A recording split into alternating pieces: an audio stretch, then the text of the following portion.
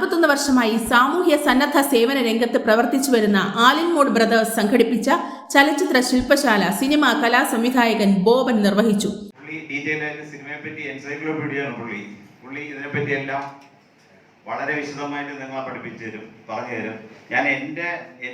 ഞാൻ ചെയ്യുന്ന വർക്കിനെ പറ്റിയാണ് ഞാൻ പറയുന്നത്. ഞാൻ കുറേ ചിത്രങ്ങൾ ചെയ്തു എന്ന് വെച്ച് കഴിഞ്ഞാൽ ആറാം തമ്പുരാൻ, നിങ്ങളെല്ലാം കണ്ടിട്ടുള്ള പടമല്ലേ, ആറാം തമ്പുരാൻ, നരസിംഹം, അങ്ങനെയുള്ള കുറേ രാജമാണിക്യം, ഒരുപാട് ചിത്രങ്ങൾ, തെങ്കാശിപ്പട്ടണം. ഇപ്പം ലാസ്റ്റ് ചെയ്തത് ഞാൻ നല്ല രീതിയിൽ പോയത് നേരെന്ന് പറഞ്ഞ ചിത്രമാണ്, മോഹൻലാലിൻ്റെ. നിരവധി തവണ സംസ്ഥാന കേന്ദ്ര പുരസ്കാരം നേടിയ ഫിലിം ക്രിട്ടിക്കും സംവിധായകനുമായ വിജയകൃഷ്ണൻ ക്യാമ്പിന് നേതൃത്വം നൽകി.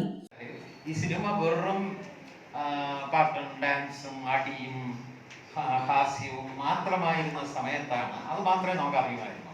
ഇപ്പൊ കേരളത്തിൽ അങ്ങനത്തെ സിനിമ മാത്രം വന്നിരുന്ന കാലത്താണ് ഈ 1955 ബംഗാളില് സത്യജിത് റായ് എന്ന ഒരു സിനിമാ സംവിധായകൻ.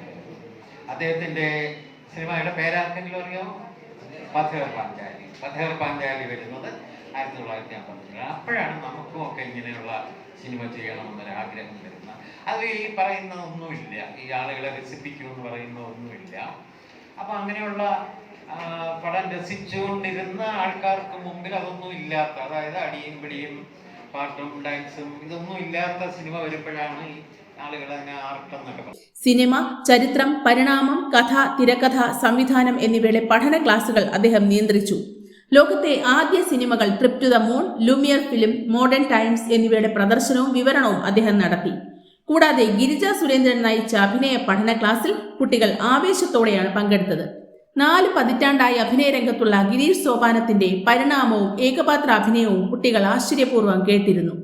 സിനിമ ചരിത്രകാരനും സിനിമ പ്രൊഡക്ഷൻ കൺട്രോളറുമായ ഗോപൻ ശാസ്തമംഗലം അഭിനയത്തിൽ പങ്കെടുത്തവർക്കുള്ള സർട്ടിഫിക്കറ്റുകളും വിജയകൃഷ്ണൻ സിനിമാ ക്വിസിൽ പങ്കെടുത്തവർക്കുള്ള സമ്മാനദാനവും നിർവഹിച്ചു.